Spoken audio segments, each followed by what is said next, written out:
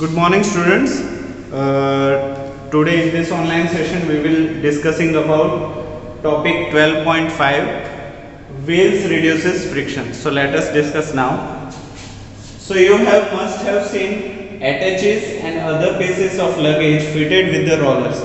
आपने बहुत सारे ऐसे बैग्स देखे होंगे जिसके नीचे ऐसे रोलर्स दिए हुए होते हैं. Even a child can pull such pieces of luggage. अगर बच्चा भी चाहे तो कितना भी सामान रखा हो इस ट्रॉली को कैरी कर सकता है. Why is it so? ऐसा क्यों होता है? Let us find out.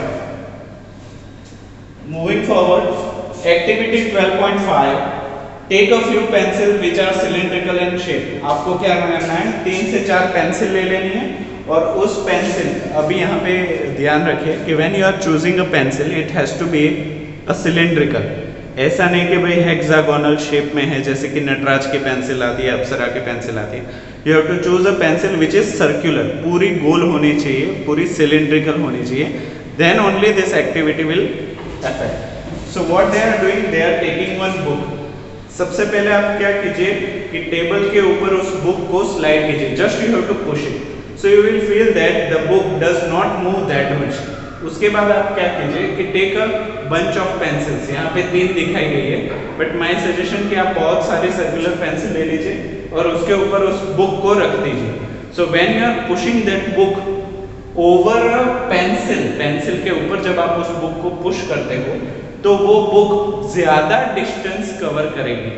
So can we say that कि जो फ्रिक्शन है सरफेस के बीच में वो यहाँ पे पेंसिल के टाइम पे कम हो जा रहा है. क्यों? क्योंकि in the surface friction the lot of area comes into contact. बहुत सारा एरिया कांटेक्ट में आता है. But when you are talking about pencil तो वो रोलर की तरह काम करता है. And roller, I have previously mention कि रोलर का लाइन कांटेक्ट होता है. सरफेस कांटेक्ट में फ्रिक्शन ज्यादा लगेगा. लाइन कांटेक्ट मतलब एक रेखा, एक लाइन कांटेक्ट में फ्रिक्शन कम लगेगा और उससे भी कम फ्रिक्शन लगेगा पॉइंट में. अगर कोई चीज एक पॉइंट पे खड़ी हुई है तो उसमें सबसे कम फ्रिक्शन लगेगा. Surface friction will B maximum. Line friction will be somewhat less than surface friction और सबसे कम फ्रिक्शन होगा will be a point friction. So as you can see here, only a line touches the surface. In the same way, another line also touches the surface. In the same way, third line is also touches the surface. As many pencils you are using, that many lines only comes in a contact with the surface. ये पूरा बाकी का जो ये gap देख रहे हो ना, that doesn't comes in a contact with the surface. और कांटेक्ट में ना आने की वजह से जो इंटरलॉकिंग हमने सीखा था इन लास्ट ऑनलाइन सेशन कि कोई भी सरफेस अगर एक दूसरे के ऊपर चल रही है तो उन दोनों के बीच में थोड़े खड्डे और थोड़े ग्रूव्स होते हैं, वो एक दूसरे के अंदर फिक्स हो जाते हैं. That is called as interlocking और उसकी वजह से फ्रिक्शन बढ़ जाता है. बट यहाँ पे क्योंकि कांटेक्ट कम है तो friction will be automatically less. Now moving forward, take a few pencils which are cylindrical in shape, place them parallel to each other on a table. क्यों पैरेलल रखना है? क्योंकि आड़ी टेढ़ी रखी तो ये जो बुक है वो सीधी डायरेक्शन में नहीं जाएगी, वो टर्न ले लेगी, राइट टर्न ले लिया, लेफ्ट टर्न ले लिया. So better put all the pencils parallel. एक सीधी हुई उसको पैरेलल साइड में रखिए. Place a thick book over it. मोटी सी बुक लेनी है और उसके ऊपर रखनी है. Now push the book. You observe the pencils rolling as the book moves. जैसे जैसे बुक आगे बढ़ेगी ये पेंसिल अपनी जगह से रोल करके आगे चलती जाएगी. Do you feel it is easier to move the book in this way than to slide it? Yes, of course. When you are sliding it, friction will be much more compared to the rolling. इसी की वजह से wheel का invention is very much important. क्यों? क्योंकि wheel rotate करता है और rotation slide करता है तो उसकी वजह से उसका friction कम हो जाता है. Do you think that resistance to the motion of the book has been reduced? Of course it will be reduced. Why it has been reduced? जितना सरफेस एरिया कम कांटेक्ट में आएगा उतना सरफेस रेजिस्टेंस या तो friction भी कम लगेगा. जितना surface area ज्यादा कांटेक्ट में आता है उतना फ्रिक्शन भी ज्यादा लगता है. Have you ever seen heavy machinery being moved by placing under a logs under it? आपने देखा होगा, कभी बहुत जनरली देखा तो नहीं होगा, बट लेट मी से पुराने जमाने में it's a very interesting story. पुराने ज़माने में बहुत बड़े बड़े पत्थर आपने एशियन के इजिप्ट के पिरामिड देखे होंगे। वो इजिप्ट के पिरामिड में हमारा जो क्लासरूम है उतने बड़े बड़े पत्थर वो लोग एक जगह से दूसरे जगह लेके जाते थे। उस टाइम पे तो कोई मशीनरी भी नहीं रहती थी कि भाई उठाया और दूसरी जगह पे ले गए। उसके टाइम पे तो कोई व्हीकल भी नहीं था। तो क्वेश्चन ये उठता है कि इतने बड़े बड़े लॉग्स, इतने बड़े बड़े पत्थर एक दूसरे से दूसरी जगह लेके कैसे गए वो लोग? तो what they have done, they have used a logs of a tree. जो बड़े बड़े पेड़ होते थे उसके जो रूट होता है उसको वो लोग काट देते थे, जो सिलेंड्रिकल रहता था उसको वो पत्थर के नीचे दबा देते थे। And what they will do कि भाई ये 3-4 लॉग्स है, लुक ये 3-4 लॉग्स हैं और ये बड़ा सा पत्थर है। तो ये पत्थर पहले लॉग पे आया, it is moving, second log, third log, fourth log. अभी देखिए ये लॉग फ्री हो गया तो इसको ये लोग उठा के फिर से आगे रख देंगे एंड वो एक पत्थर को दूसरी जगह पे जितना डिस्टेंस पे जाए लेके जाते थे। उसके लिए से 7-8 लोग रखते थे, 2 लोग पेड़ को उठा के आगे रखते थे इन द सेम वे। बहुत ही हार्ड वर्क का काम रहता था। But they have use the sliding friction जो आप अभी पढ़ रहे हो। वो लोग एशियन आज से 4000 या 3-4 साल मुझे पता नहीं, but it will to long before कि वो लोग ये चीज़ समझ गए थे। सो ऑलवेज सरफेस फ्रिक्शन से कम स्लाइडिंग फ्रिक्शन होता है और स्लाइडिंग फ्रिक्शन से कम पॉइंट फ्रिक्शन होता है, रोलिंग फ्रिक्शन होता है। Okay, now moving forward, look at the fan. आप पंखा खोलोगे ना तो उसमें बीच में कुछ ऐसा लिखेगा और यहाँ पे ऐसे आपको एक चक्कर दिखेगा, उसके अंदर बहुत सारे बॉल्स होंगे। इस चीज को हम बोलते हैं बॉल बेयरिंग। क्या बोलते हैं हम? Ball bearing. इसमें क्या होता है, एक इनर केस होता है वो सिलेंड्रिकल होता है, एक आउटर केस होता है वो सिलेंड्रिकल होता है। बीच में बहुत सारे बॉल्स, मेटालिक बॉल्स डाले हुए होते हैं जो इसके साथ भी कांटेक्ट में है और इसके साथ भी। Inner side is also contact with that ball and outer side is also contacted with the ball. उसके बाहर वो लोग उसका पिंजरा बना देते हैं and they used to grease it. क्यों? क्योंकि फ्रिक्शन और भी कम करते हैं।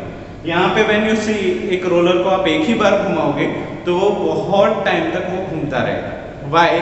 क्योंकि बॉल और आउटर रिंग और बॉल और इनर रिंग के बीच में लाइन कांटेक्ट भी नहीं है, सिर्फ पॉइंट ही टच कर रहा है।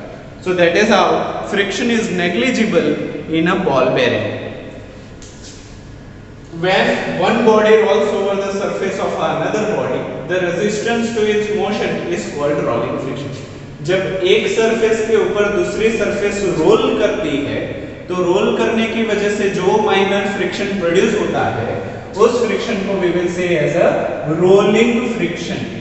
Rolling reduces friction. जो ओरिजिनल फ्रिक्शन है उसके कंपेयर में रोलिंग फ्रिक्शन बहुत हद तक कम हो जाता है। It is always easier to roll than a slide over a body over another. सबसे अच्छा ऑप्शन है कि अगर आप उसको खींच नहीं सकते तब आप उसको रोल कीजिए। Then it is the reason it is convenient to pull a luggage fitted with the rollers. अभी आप समझोगे कि जो बच्चा वो ट्रॉली को खींच रहा था वो उसके लिए उतना आसान क्यों है। Can you now understand why the wheel is said to be one of the greatest invention of mankind. हाँ, अभी हम बता सकते हैं कि व्हील के इन्वेंशन के बाद हमें जो लोड खींचना पड़ता था, जो मजदूरी करनी पड़ती थी, वो काफी हद तक कम हो गई। That is why wheel is the greatest invention in the all human history. Since the rolling friction is smaller than the sliding friction, sliding is replaced in most machineries by rolling by use of ball bearings. बहुत सारी machinery में sliding friction को कम करने के लिए हम role क्या बोलते हैं, बॉल बेयरिंग, हम उसको यूज करते हैं। Common examples are the use of ball bearings between the hubs and the axles of ceiling fans and bicycles. Generally आपको रेगुलर लाइफ में बॉल बेयरिंग को देखना है तो वो 2 जगह आपको बहुत ही आसानी से दिख जाएगा। फर्स्ट, जब आप फैन ओपन करते हो तो उसके शाफ्ट के आजू बाजू लगा हुआ होगा।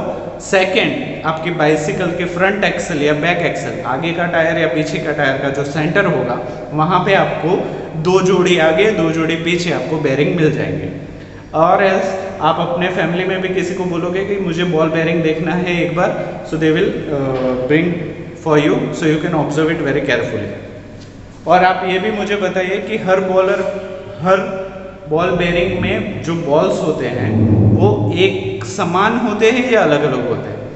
फॉर एग्जाम्पल अगर छोटे में 8 बॉल्स है तो बड़े में 8 ही रहेंगे, 10 रहेंगे, 12 होंगे? Think about it and let me no.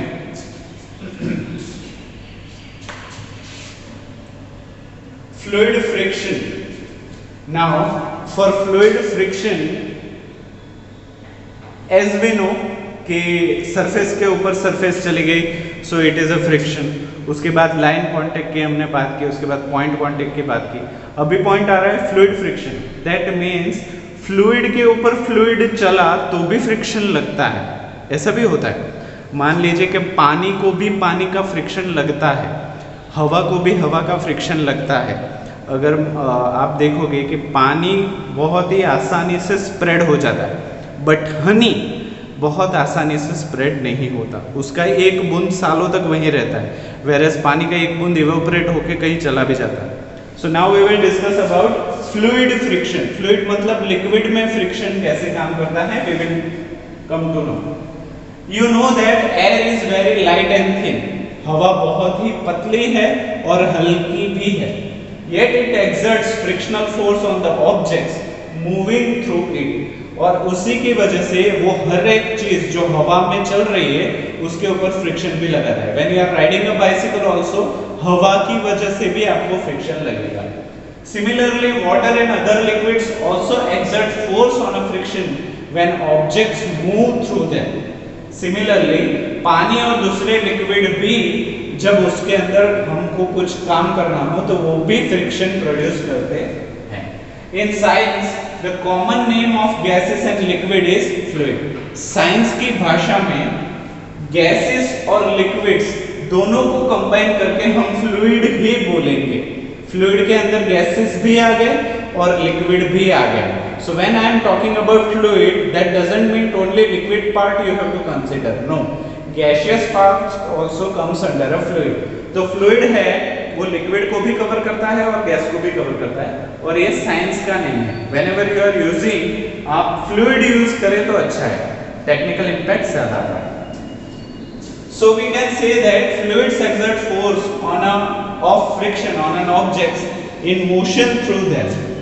हम बता सकते हैं कि fluid exert force of friction on objects moving through them. अगर पानी में बोट चला रहे हो तो बोट के ऊपर भी पानी की वजह से फ्रिक्शन लगेगा. The frictional force exerted by fluids is also called drag.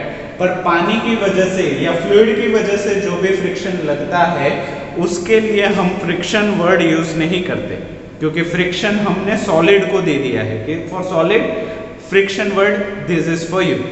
पर लिक्विड के लिए, फ्लूइड के लिए या गैस के लिए हम एक अलग वर्ड यूज करते हैं, दैट इज ड्रैग. ड्रैग एक टाइप का फ्रिक्शन ही है, पर एक ही चीज के दो अलग नाम हैं. जब सॉलिड आएगा then you have to use friction. जब हवा या पानी आएगा then you have to use drag.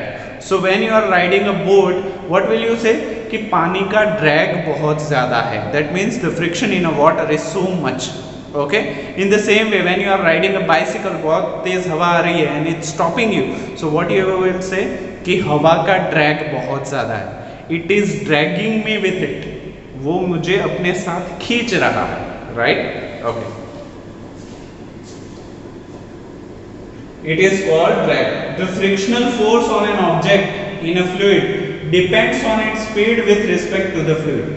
यहाँ पे फ्रिक्शन डिपेंड करता है कि रिलेटिव स्पीड कितनी है. If you are going too fast in the air, तो एयर का friction that means the drag also is higher. जितना स्पीड ज्यादा होगा उतना ड्रैग ज्यादा होगा. When we are talking about fluids, fluids मतलब लिक्विड्स और गैसेस की बात करें तो रिलेटिव वेलोसिटी कितनी है उसके ऊपर ड्रैग डिपेंड करता है. But the good news is एक स्पीड के बाद ड्रैग मिनिमम हो जाता है. दैट मीन्स एक स्पीड के बाद you can actually walk on water. अगर आप उतनी स्पीड में चल रहे हो तो ड्रैग की वजह से आप पानी पे चल पाओगे. Okay, now we are moving forward. The frictional force on an object of fluid depends on the speed with respect to the fluid. The frictional force also depends on the shape of the object and the nature of the fluid. कि fluid कैसा है, ज्यादा घट्ट fluid है या पतला fluid है. Kerosene आप देखोगे तो वो बहुत ही पतला रहता है. When you are considering honey, तो दैट इज वेरी विस्कस, बहुत ही घट होता है. So now moving forward, it is obvious that when objects move through fluids they have to overcome friction acting on them. In this process they lose energy. When something is flying over air or something is drawing over a water, तो इन दोनों case में अगर उसको आगे बढ़ना है तो इस फ्रिक्शन को ओवरकम करना ही पड़ेगा. अगर उस फ्रिक्शन को ओवरकम नहीं कर रहे हैं तो वो चीज या तो हवा में है तो गिर जाएगी और पानी में है तो डूब जाएगी. Efforts are therefore made to minimise friction. तो उस फ्रिक्शन को कम करने के लिए हम क्या कर सकते हैं, जो हवा में और पानी में है उस फ्रिक्शन को कम करना. So the objects are given in special shapes. तो हवा में और पानी में जो चीजें उड़ती या तैरती हैं उसको फ्रिक्शन को कम करने के लिए हम स्पेशल शेप्स यूज करते हैं. अगर हवा में कुछ चीज का शेप हम चेंज करते हैं तो उसको हम बोलते हैं, that is a branch of science, aeronautics हम बोलते हैं. और अगर पानी में शेप चेंज करते हैं तो उसको हाइड्रोनॉटिक्स बोलते हैं. सो हवा में देखिए, the plane is been inspired by a bird. जैसे बर्ड हवा में उड़ता है उससे ही इंस्पायर होके इंजीनियर्स प्लेन का डिजाइन करते हैं ताकि द बर्ड्स के ऊपर भी कम से कम फ्रिक्शन लगता है. They use to develop like that, evolve like that.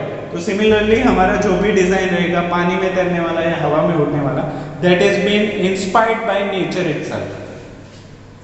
So where do you think scientists get hints from this special shape? Scientist को ये शेप का इंस्पिरेशन कहाँ से मिलता है? एनिमल्स से. हवा में उड़ रहा है तो बर्ड्स से, पानी में तैर रहा है तो फिशेस से. From nature of course, birds and fishes have to move in fluids all the time. जो हवा में उड़ रहे हैं और पानी में तैर रहे हैं वो फ्लूइड में उनका बरसों का रिलेशन है. Their bodies must have evolved to shapes which would make them lose energy in overcoming friction. बरसों की मेहनत के बाद, बरसों के एवोल्यूशन के बाद मछली और पंछी का बॉडी शेप ऐसा हो गया है कि when they are flying और when they are drawing, तब उनके बॉडी के ऊपर फ्रिक्शन मिनिमम लगता है. Their body, हाँ, you read about these shapes in class 6th. आपने इन शेप के बारे में 6th स्टैंडर्ड में ऑलरेडी आप लोग पढ़ चुके हो. Look carefully at the shape of an aeroplane in figure 12.12. यहाँ पे जो फिगर दी है उसमें देखिए प्लेन का शेप और पंछी का shape. It looks very similar. मैं ये नहीं बोल रहा हूँ कि पक्षी के मतलब पंछी के शेप में ही हमें प्लेन बनाना चाहिए, नो. क्योंकि we have to sit inside also. Humans को अंदर बैठना है, एक जगह से दूसरी जगह जाना है, लगेज लेके जाना है. So some of the shape will change according to our need. Do you find any similarity in shape? Yes, of course. In fact, all the vehicles are designed to have the shape which reduces fluid friction. हर वो vehicle जो हवा में उड़ता है या पानी में तैरता है, बोट भी आप देखोगे तो उसका बॉटम का शेप अलग रहता है. So that is being inspired by nature to reduce drag. यहाँ पे फ्रिक्शन लिखा हुआ है but we will use the term drag. Moving forward, chapter तो फिनिश हो गया. So what we have learned here that we will discuss in the next slide. तो एक बार आपका फुल से रिविजन भी हो जाएगा. So what you have learned we will keep this in a next online session. Till then if you have any doubt you can comment it below. Also आप बार बार इस वीडियो को देखें और कोई डाउट, जैसे आप चीज़ों को समझना स्टार्ट करते हैं डाउट विल अराइज. तो ट्राई कीजिए कि इसको समझना है तो ही डाउट आएंगे. डाउट अगर दिमाग में आते हैं तो it is a good thing. तो बार बार वीडियो को देखते रहिए, रिवाइज करते रहिए. Till then thank you so much.